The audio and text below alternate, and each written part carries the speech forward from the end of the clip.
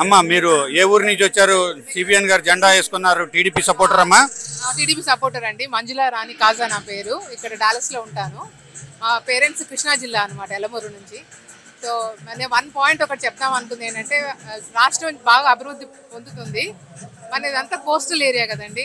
So మనకి అభివృద్ధి అంతా బాగున్నప్పుడు సడన్గా మన క్లైమేట్ చేంజ్ వలన ఏదో ఒకటి ఎఫెక్ట్ అయితే రాష్ట్రం, దెన్ ఎవ్రీథింగ్ అంటే కొంచెం మళ్ళీ మన డౌన్ వెళ్ళినట్టు అవుతుంది. అది కూడా కొంచెం ప్రిపేర్డ్గా మన ప్రభుత్వం రాష్ట్రం ఉంటే బాగుంటుందని, that's one thing I wanted to bring it up అనమాట.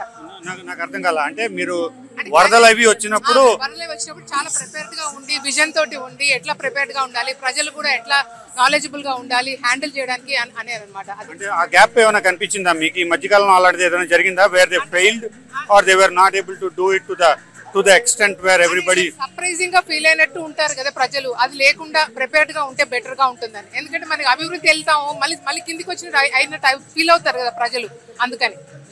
సో ఆ రంగంలో మీరు గవర్నమెంట్ ని కొంచెం ప్రిపేర్డ్ గా ఉండి పీపుల్ ని ప్రిపేర్డ్ గా ఉంచి ప్రోయాక్టివ్ గా ఉండమంటున్నారు ఇన్స్టెడ్ ఆఫ్ రియాక్టివ్.